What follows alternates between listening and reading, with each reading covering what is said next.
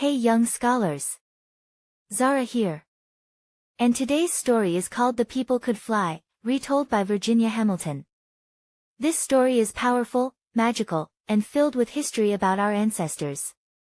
Before we begin, let's learn a few words together so you'll be ready. Enslaved, people who were forced to work without freedom. Overseer, someone who watched the enslaved people and was often very cruel. Folktale, a story passed down from generation to generation, often with lessons, history, or magic inside. Magic, special power that gives hope and freedom. Soar, to fly high in the sky. Keep these words in your mind while we listen, because they'll help us understand the story better. And remember to listen for this sound, when you hear or see a word that we mentioned. Allies speak up for what is right. Today's story is called The People Could Fly, retold by Virginia Hamilton. Virginia Hamilton, The People Could Fly. The picture book, illustrated by Leo and Diane Dillon. This book has been given the Coretta Scott King Award for Nonviolent Social Change, Peace, Brotherhood, and Honor. They say the people could fly. Say that long ago, in Africa, some of the people knew magic, and they would walk up on the air like climbing up a gate, and they flew like blackbirds over the field, black shiny wings flapping against the blue up there. Then, many of the people were captured for slavery. The ones that could fly shed their wings. They couldn't take their wings across the water on the slave ships. Too crowded, don't you know? The folks were full of misery then, got sick with the up and down of the sea, so they forgot about flying when they could no longer breathe the sweet scent of Africa. Say the people who could fly kept their powers, although they shed their wings. They kept their secret magic in the land of slavery. They looked the same as the other people from Africa who had been coming over, who had dark skin. Say you couldn't tell anymore who could fly from the ones who couldn't. One such who could was an old man.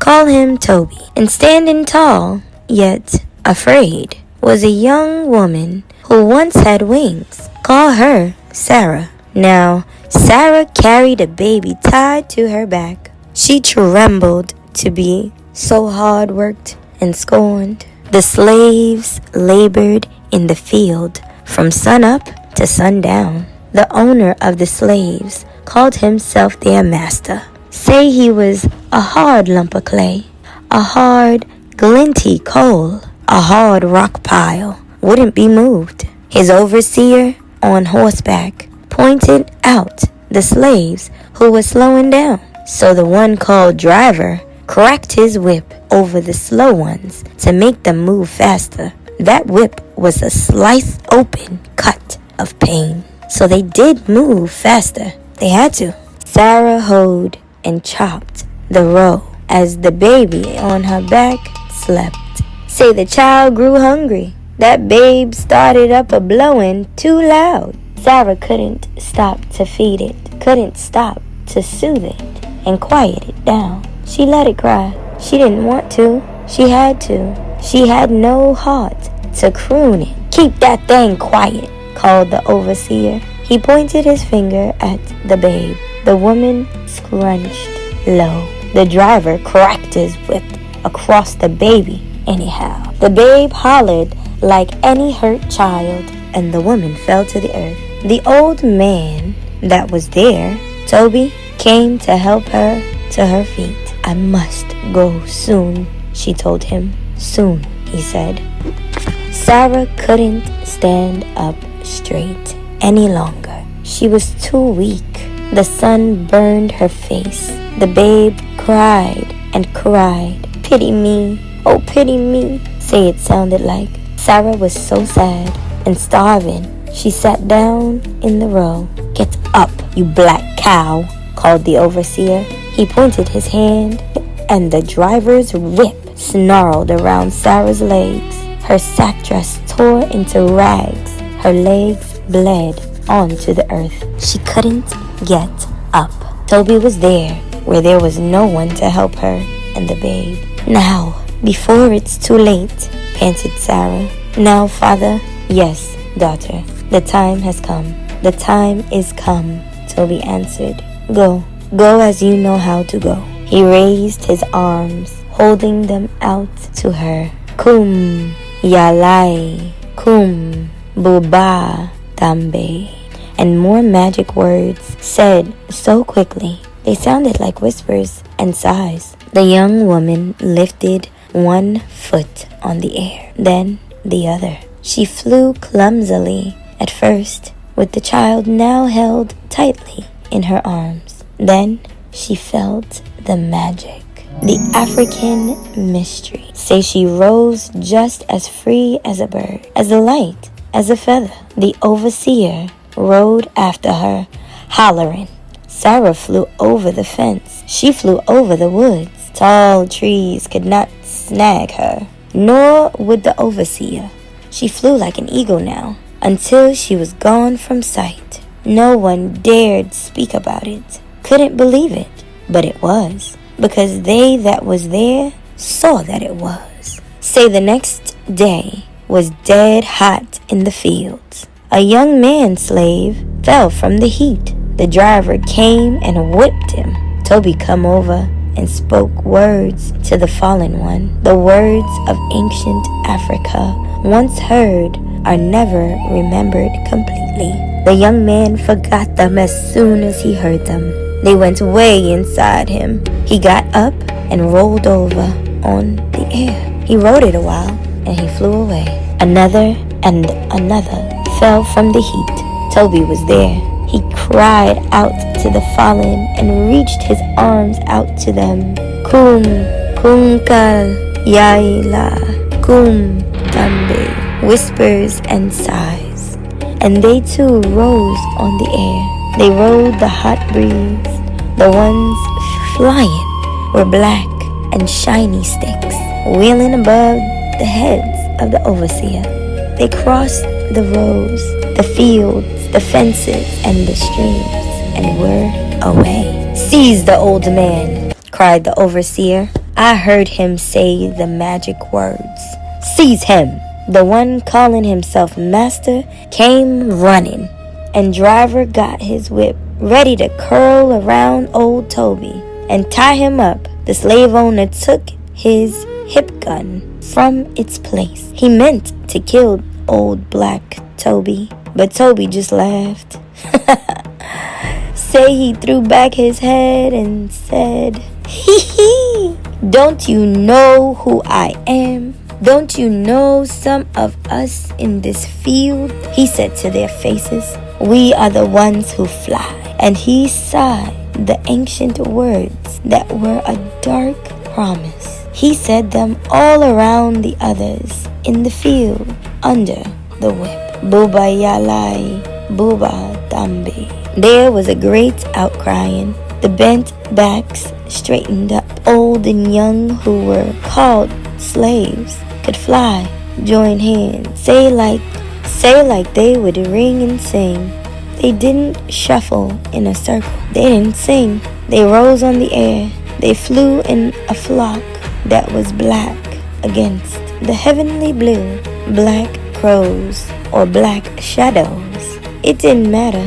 They went so high, way above the plantation, way over the slavery land. Say they flew away to freedom. And the old man, Toby, flew behind them, taking care of them. He wasn't crying. He wasn't laughing. He was the seer. His gaze fell on the plantation where the slaves who could not fly waited. Take us with you. Their looks spoke it, but they were afraid to shout it. Toby couldn't take them with him. Hadn't the time to teach them to fly. They must wait for a chance to run. Goodbye, the old man Toby spoke to them. Poor souls. And he was flying, gone. So they say. The overseer told it. The one called master said it was a lie, a trick of the light. The driver kept his mouth shut. The slaves who could not fly told about the people who could fly to their children. When they were free, when they sat close before the fire in the free land, they told it. They did so love firelight and freedom and telling. They say that the children of the ones who couldn't fly told the children, their children. And now, I have told you. The end.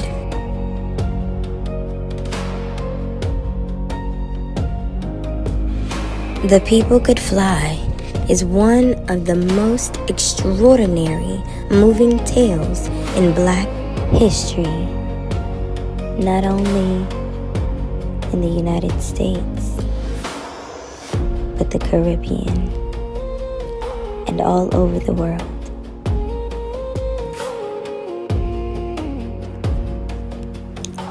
Listen. I need you to understand something very important. This is the creator and producer of Read to You 365. And I thank you for listening with such open hearts. Stories like this help us remember the truth of our history and also celebrates the resilience of our people. Parents, you may want to take a few minutes after the story to talk with your child. Ask them questions like, how do you think people felt when they finally could fly? Why do you think it was important to tell stories like this during slavery? What does freedom mean to you? Even young children can begin to understand that slavery was real. It was painful. It was unfair.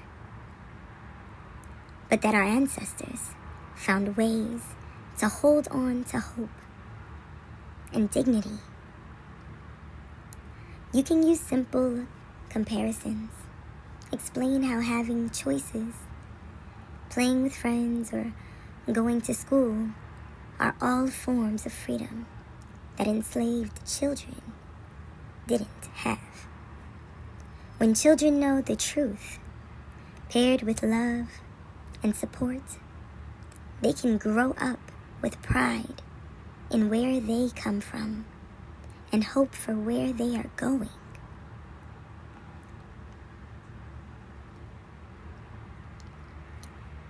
Remember,